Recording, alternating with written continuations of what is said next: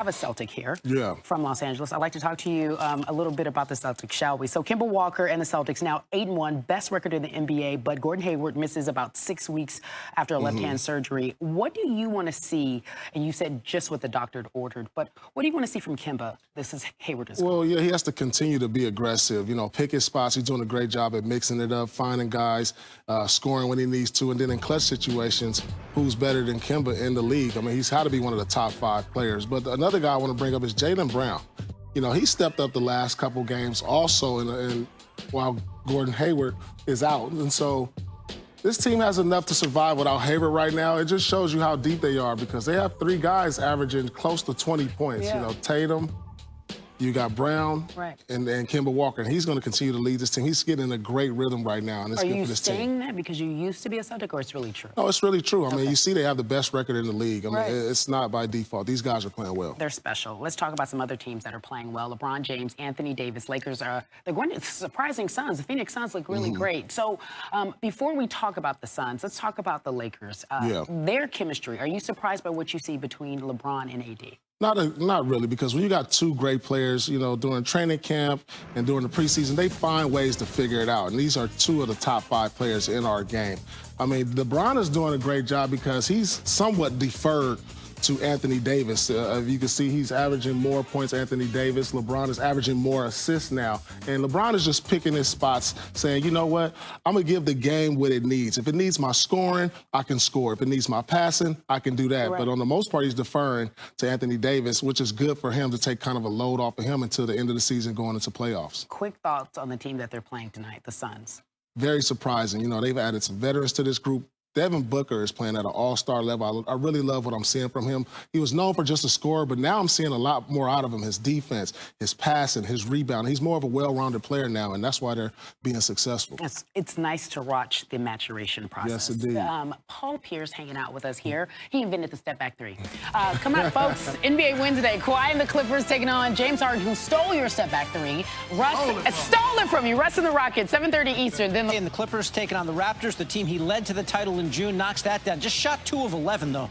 Didn't have a great offensive game, but he did find guys. 9 assists. There's Montrezl Harrell running the floor. Great bounce pass from Kawhi, who had 12 points, 11 boards, and 9 assists in the Clippers' 10-point win over the Raptors. Rockets and Pelicans.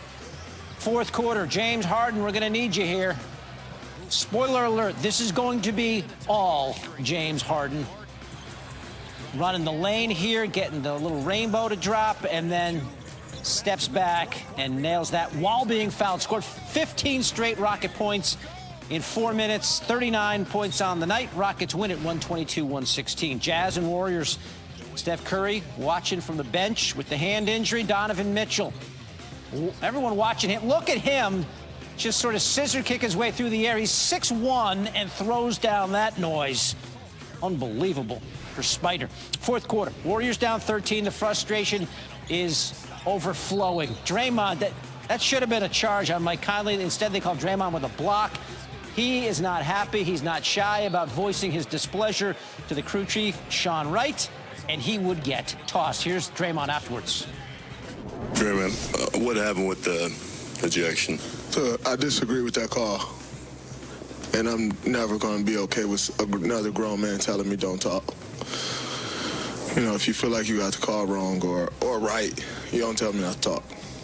I'm a grown man. I got my own kids. He's got his own kids. Jazz win 122-108. The Warriors, an NBA worst 2-9. What kind of an alternative reality are we living in? We're not even 3 weeks into the season. Could be a long, hard slog for the Dubs. They allow a league worst 116.8 points per 100 possessions. Welcome back to Jalen and Jacoby. Jalen Rose. The Los Angeles Lakers are humming. We both thought that they would be good, but they are very good. And it's not just how they're good, it's their defense, Jalen Rose. They are #1 in defensive efficiency in the entire league. How have they been able to step it up on the defensive end?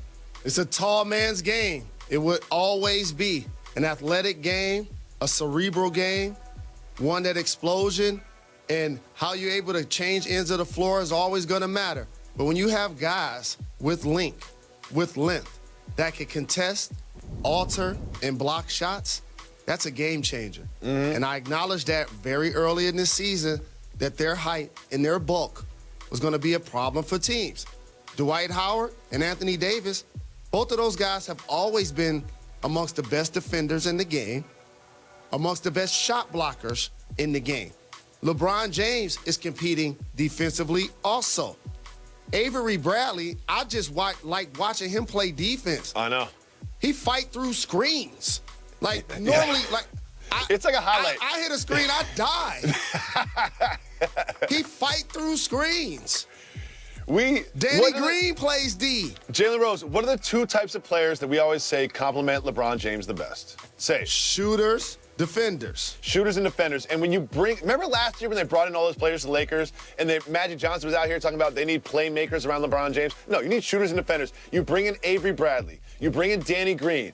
Do you know what Danny Green can do? Shoot and defend. And you can see it pay dividends already, especially with the resurgence of Dwight Howard. I don't know when it's going to end.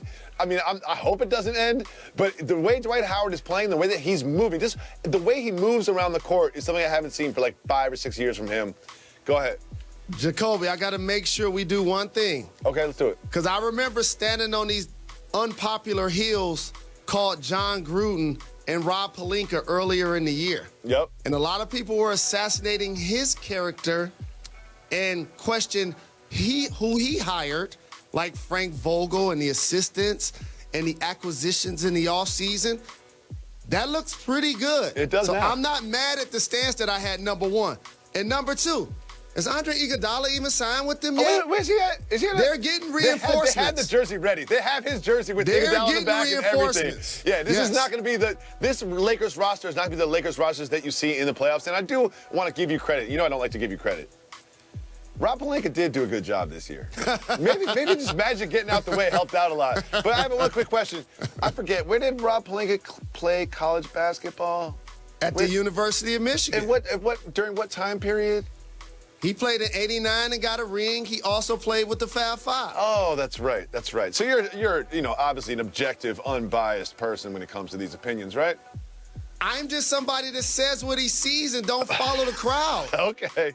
I don't follow the crowd. And if you want to tie some more bowls to this, Andre Iguodala from Illinois, like Rob, also was his agent when he played. Andre Iguodala, 10-9, 8-7, 6-5, 4, 3, 2, 1, joins the Lakers. They have the jersey made already. It's already hung up in an empty locker, just waiting for Andre Iguodala to show up there. And what does Andre Iguodala do? Defends and sometimes can shoot. Moving on, Jalen Rose, we talk about following the crowd, right? You talk about how we look at things objectively, and the crowd really picked the Nuggets. The crowd anointed the Nuggets as one of the top teams in the West. The Nuggets are 5-2, and they play the Sixers tonight, which will be a good test for them. Jalen, why don't I respect the Nuggets as a basketball team? Because you wanted to see Jokic come out of the gates. Thank you. And look like he was in shape. Thank you. Which I have not seen. Look like he was focused. Thank I'm you. seeing forced turnovers. And look for him to be dominant, which he has not been. Look at him. However, this is why I like to gauge success off of realistic expectations. Because most 5-2s, people around the league will be celebrating. But since those things with Jokic haven't happened, it seems like they've been a disappointment. You get a big-time win against Philly, now people start to look at your record different. That's just how the league works. So, I coined the phrase stretch mark 5, and there is no one that embodies that, pun intended, more than Jokic. My man is a stretch mark 5, and when you're playing the way he played last year, you can carry around that extra weight, but now you just look like a fat dude that's not that good at basketball. Like, I always say this is, I pay attention to the NBA. If you watch the Jokic, it's either feast or famine with him. Like, he averages 15 points, but sometimes it's 10, and sometimes it's 35. Like, you need to be consistent. And I don't know why I don't respect this Nuggets team, but I don't think that I will regret not respecting this Nuggets team. That's all I have to say about that. I have to give you credit. When you go into the trademark office, don't just do stretch mark 5, because that morphed from stretch mark 4. So make sure you get both of them. I got all of them. I got the trademark. It's like Taco Tuesday with LeBron. Moving on. We all thought that Mike Conley would be a huge difference maker for the Jazz, but so far this season it hasn't really played out that way. If you look at his stats, he's really dropped off in basically every category. What do you think about Mike Conley's start to the season? So he's the type of player that those numbers will improve because his role has dramatically changed. In Memphis, he was a primary ball handler with pick and roll actions with like Marc Gasol, who likes to play high post and at the three-point line. So now all of a sudden the paint was a lot more open for his runners and his trademark floater that we talked to him about. Though a lefty, he likes to shoot it with his right hand.